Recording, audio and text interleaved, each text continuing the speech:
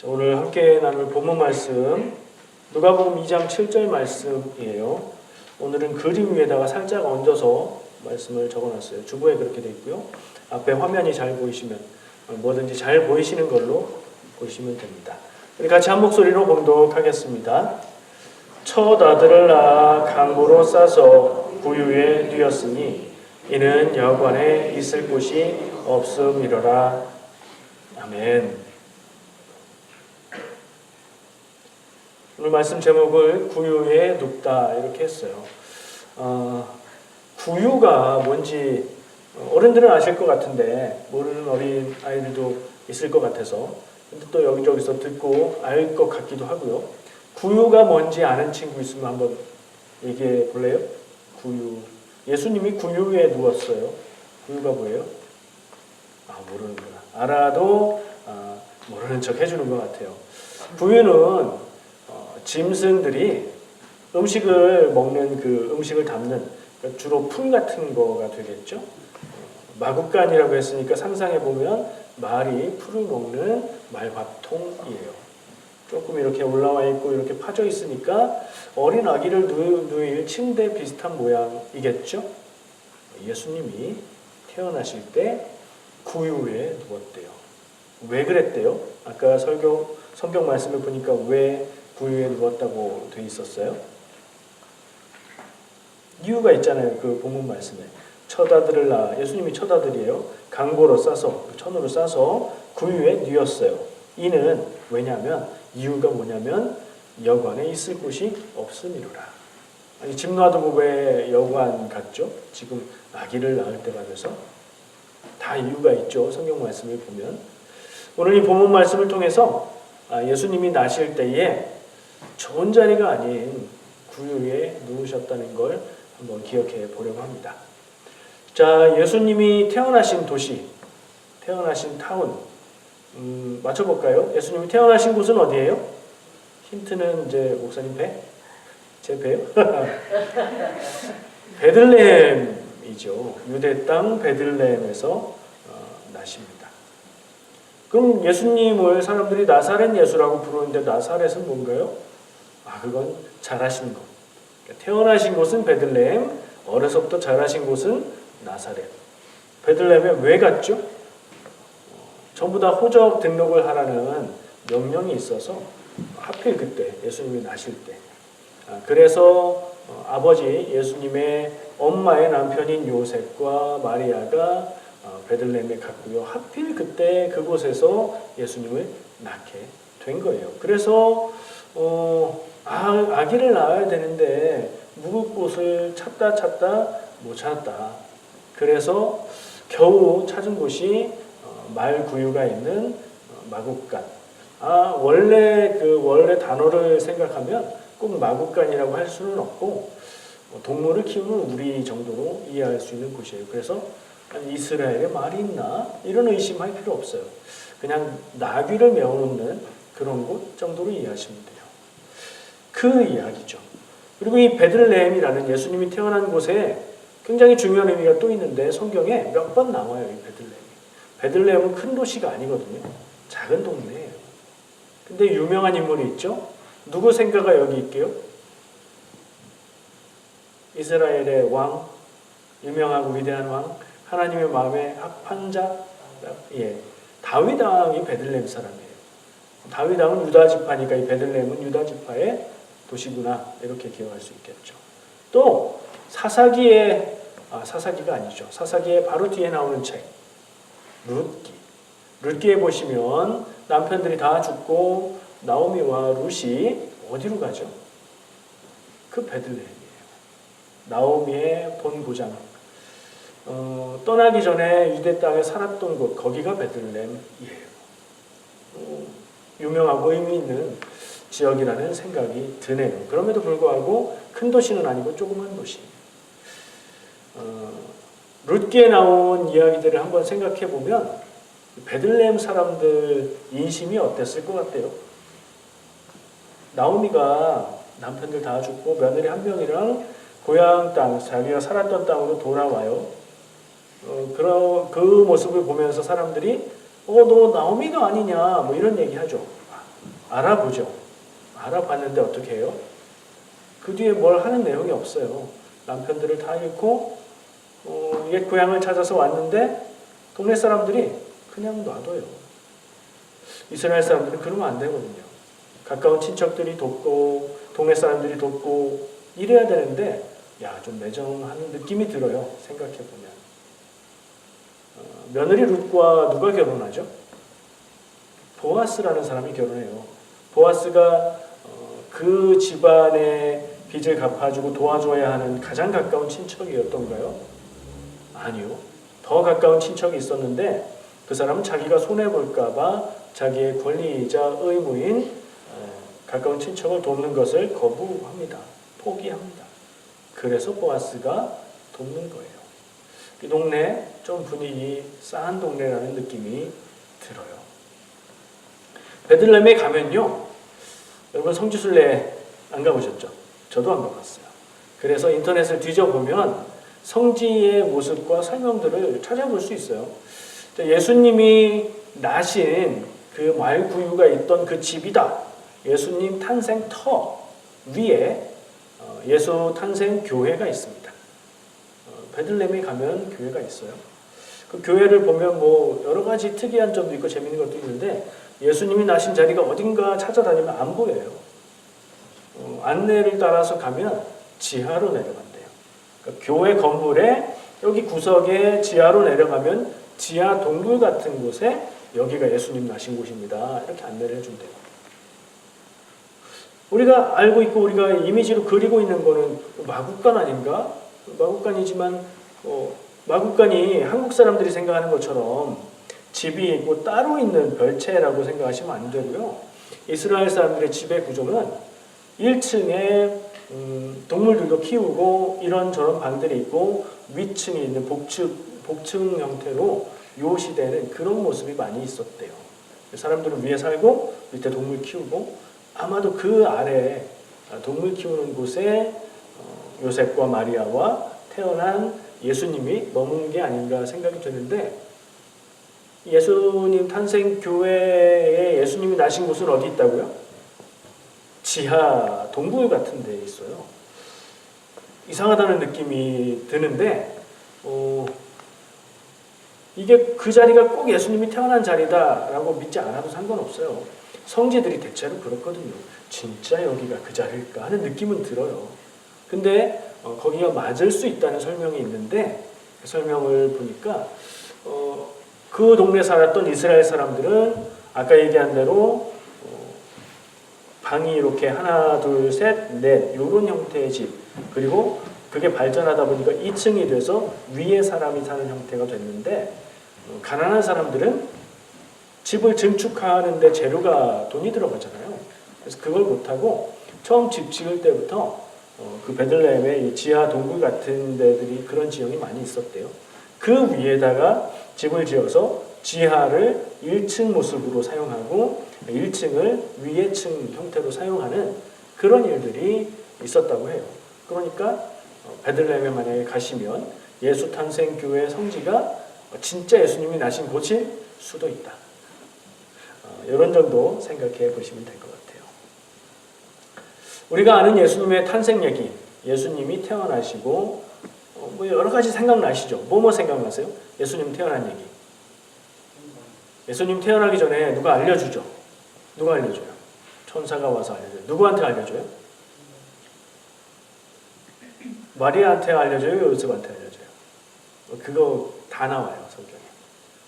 근데 이상한 게, 특이한 게 복음서에 예수님의 이야기가 나오고 예수님의 이야기가 나오면 예수님 태어나시는 것부터 어린 시절의 이야기가 나올 것 같은데 마태복음에 나오고요. 마가복음에 안 나오고요. 누가복음에 나오고요. 요한복음에 안 나와요. 그러니까 4개 있는 복음서 중에 2개만 예수님의 나시는 이야기에 대해서 기록하고 있고요. 그러면 마태복음과 누가복음이 예수님 태어난 얘기를 기록했다고 그랬죠. 근데 찾아서 읽어보면 완전히 다른 얘기예요. 내용이 달라요. 한번 소개해 볼까요? 마태복음은요. 천사가 요셉한테 아들을 낳을 건데 예수라고 이름하고 이렇게 요셉한테 알려줘요, 천사가. 그리고요, 동방 박사들이 찾아와서 유대인의 왕으로 나신 이가 어디 있습니까? 예루살렘에 와서. 그렇게 하는 게 마태복음 얘기고요. 헤로드 왕이 그 얘기를 듣고 이 동방 박사들에게 유대인의 왕으로 나신 이를 만나면 나한테 와서도 알려주시오. 나도 가서 경배하겠소. 그래놓고 죽이려고 했는데 이 동방 박사들이 딴 길로 갔죠.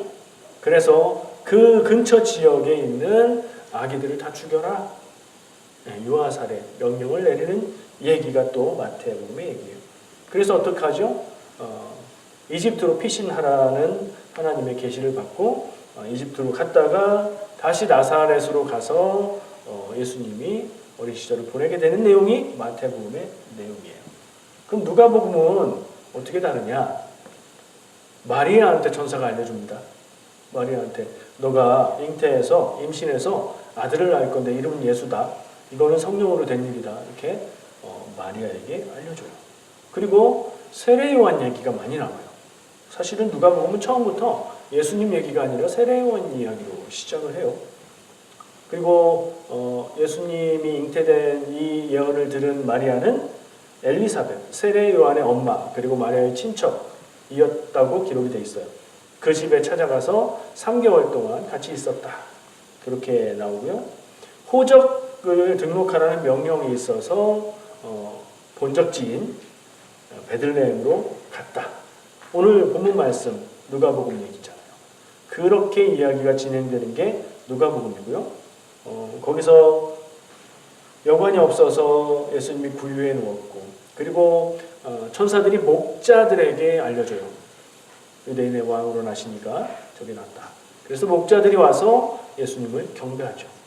그리고 할례받기 위해서 8일 만에 예루살렘 성전에 올라갔다가 시므온과 안나를 만나게 되는 내용.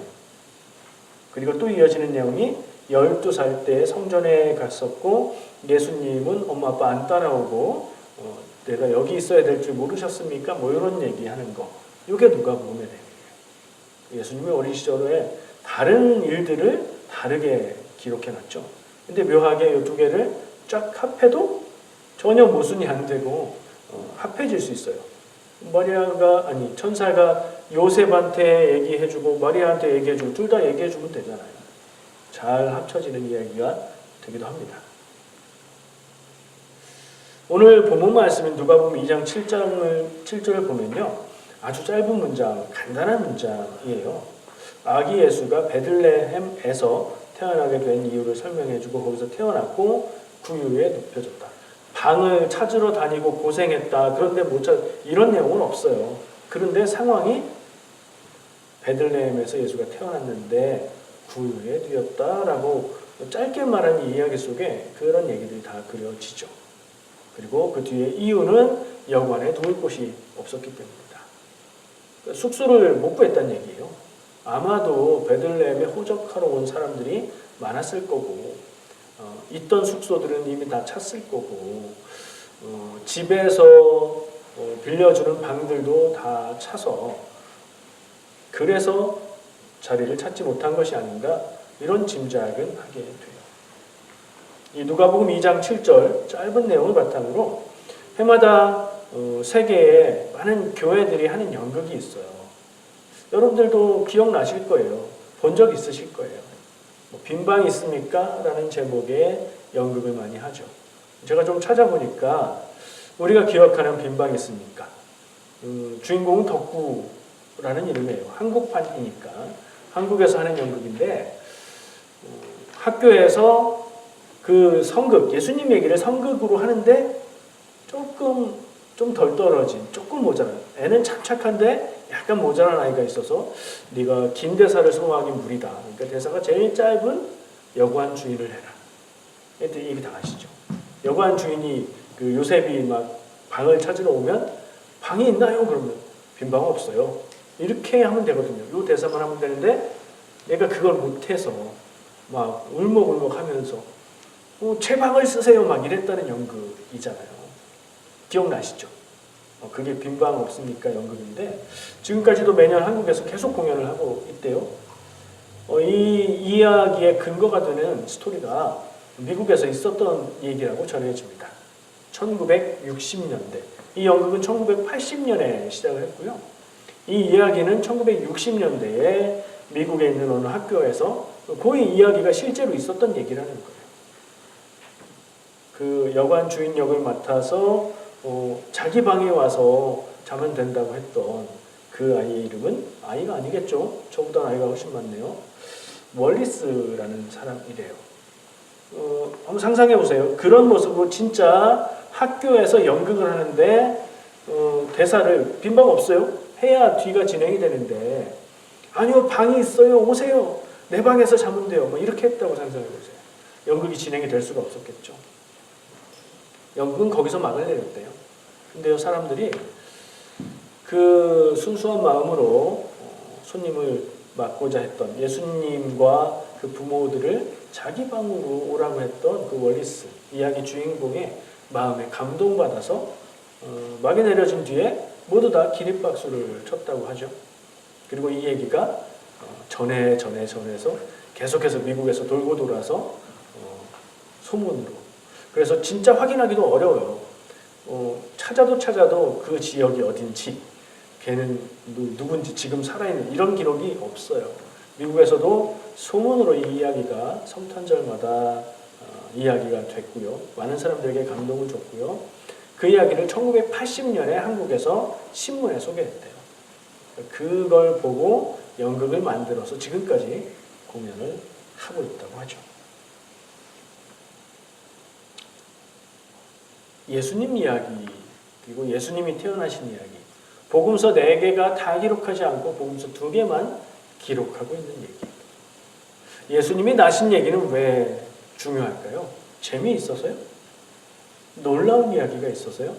아니에요. 예수님이 왜 태어나셨는가? 그리고 그 일을 위해서 무엇을 하셨는가? 그게 중요하기 때문이에요. 예수님은 왜 나셨죠? 세상 모든 사람의 구원을 위해서 이 땅에 오셨어요. 하나님의 계획이 그거였어요.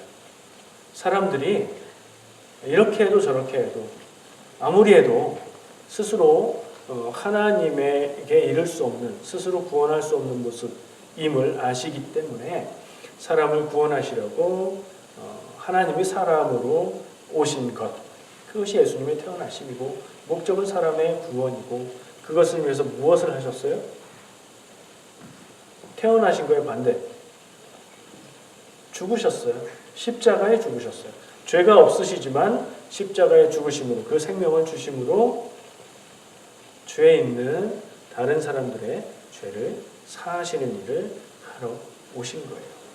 우리는 그걸 믿고 그것이 능력이 있기 때문에 그래서 예수님의 나심이 중요한 거예요. 예수님 우리의 슈퍼스타, 우리의 구세주, 하여튼 좋은 거 다. 그분이 태어났으니까 좋은 거지. 그런 의미도 있겠죠. 그러나 그분이 나심의 이유, 그분이 죽으심을 통해서 무슨 일이 이루어졌는가, 그게 중요하기 때문에 예수님의 나심을 우리는 기억하는 겁니다. 실제로 예수님이 12월 25일에 태어나셨을까요? 그랬을 수도 있긴 있어요. 아무도 모르니까. 근데 그날이 정해진 역사적인 내용들을 찾아보면 아닐 가능성이 한 몇백 분의 1, 몇천 분의 1 정도 되는 것 같아요. 기억하는 날이에요. 예수님의 나심을 기억하는 날이고요. 예수님이 나셨기에, 예수님이 오셨기에 내가 구원받고 내가 하나님의 사랑을 경험하고 살아간다. 기억하고 기뻐하고 감사하는 날인 줄 믿습니다. 오늘 누가가 기록한 장면, 예수님이 베들레헴에 갔을 때 타지에서 태어나게 됐는데 그 가족들이 묵을 만한 방을 찾지 못하는 내용. 이 내용을 생각하면서 우리가 마음 아파만 할 게 아니라 질문을 한번 해보면 어떨까 생각합니다.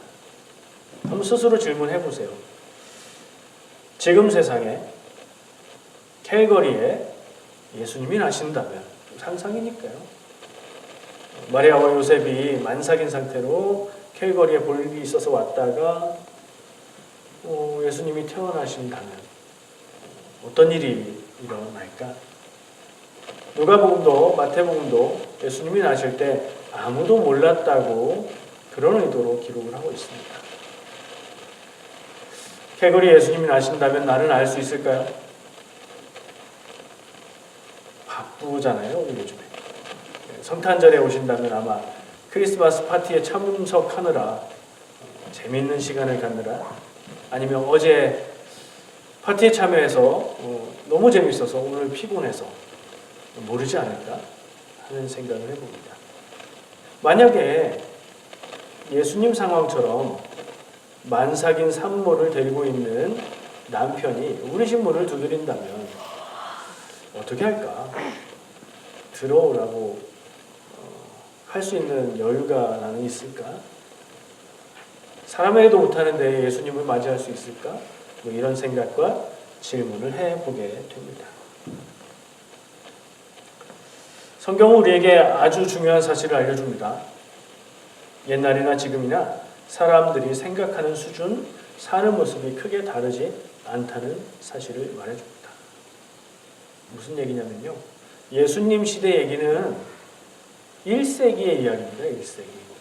그때는요. 우리나라는 삼국시대? 뭐 이런 때 정도예요.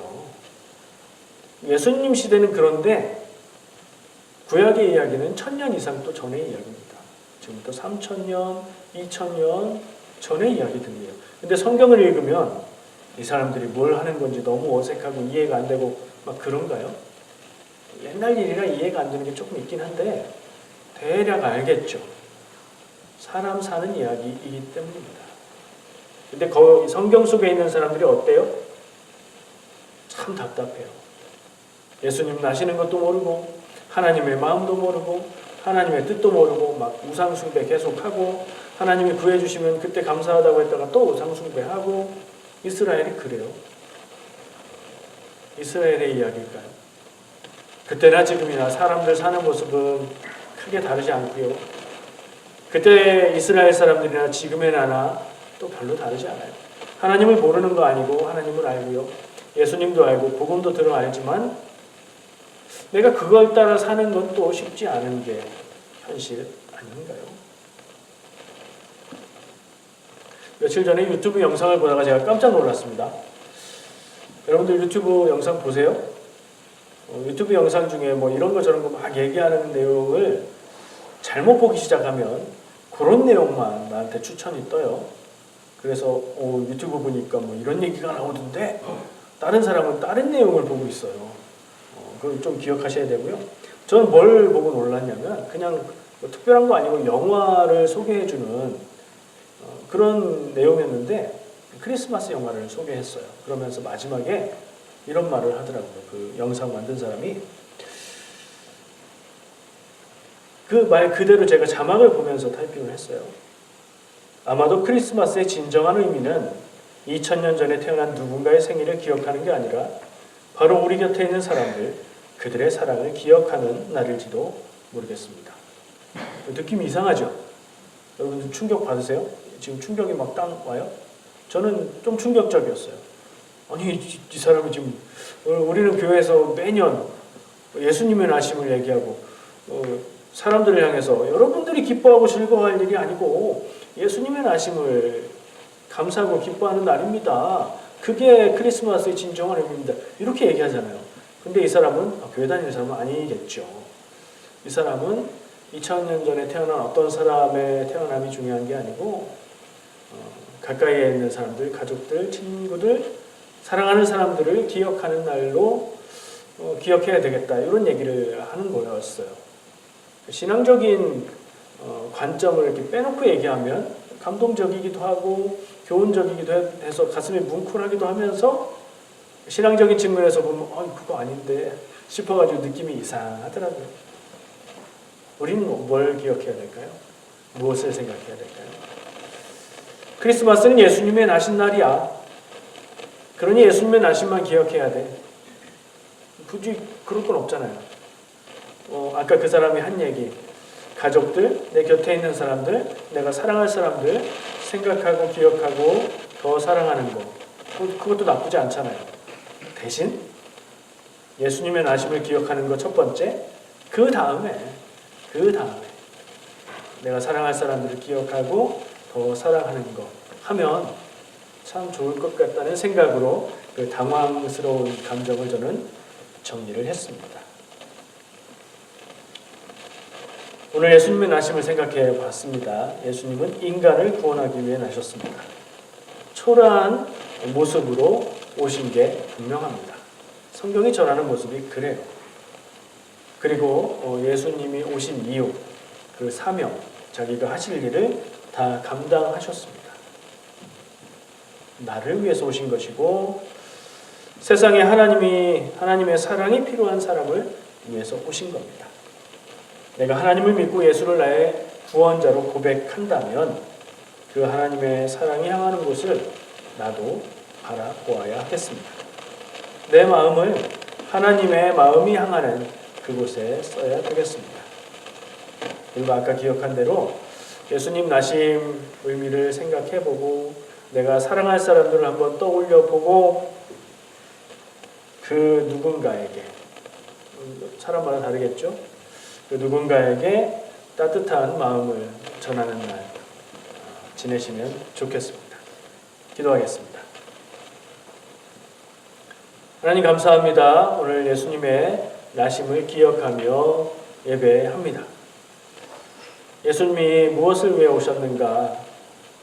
나를 위해 오셨다 기억하게 하시고 그 오심을 기뻐하며 감사하게 하시고 또 더불어 내가 사랑할 사람들을 온전히 사랑하는 사랑 가득한 성탄을 지내게 하여 주시옵소서. 예수님의 이름으로 기도합니다. 아멘.